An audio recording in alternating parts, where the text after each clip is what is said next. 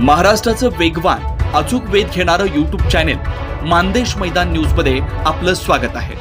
आपली बोली आपली भाषा। सांगोला तालुक्यातील ग्रामीण तसेच शहरी भागातील जे गोरगरीब घरकुलधारक आहेत, ज्यांना वाळूमुळे प्रचंड आर्थिक अडचण येत होती, वाळू महाग असल्यामुळे त्यांना घरं बांधण्यासाठी जे शक्य होत नव्हतं, ही त्यांची मागणी लहुजी पॅंथर सेनेनं लक्षात घेऊन दिनांक 12 मार्च 2025 रोजी सांगोला पंचायत समितीवरती एक विराट मोर्चा आम्ही संघटनेच्या वतीनं काढला होता।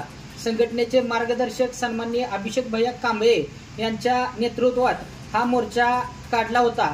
या मोर्चाची प्रशासनाने तसेच सरकारने गांभीर्याने दखल घेऊन सोलापूर जिल्ह्याचे कलेक्टर सन्माननीय कुमार आशीर्वाद साहेब यांनी तात्काळ सांगोला तालुक्यामध्ये घरकुलधारकांचा वाळू वाटपाचा विषय मार्गी लावण्याच्या संदर्भात सूचना केलेल्या आहेत।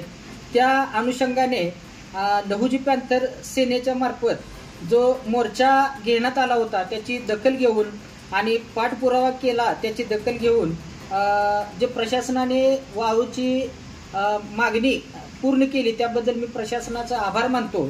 तसेच सांगोला तालुक्यामध्ये एकूण 7331 असे घरकुल लाभार्थ्यांना याचा लाभ मिळणार आहे।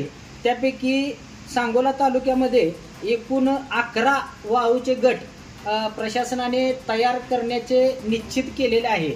एकूण 11 त्यापैकी प्राथमिक अनुषंगाने पहिल्या टप्प्यामध्ये मांजरी, सरगरवाडी, गळवेवाडी, मेडसिंगी आणि हातीद, पुन्हा एकदा सांगतो, मांजरी, सरगरवाडी, गळवेवाडी, मेडसिंगी आणि हातीद हे पहिले 5 वाळूचे गट या ठिकाणी निश्चित करण्यात आलेले आहेत।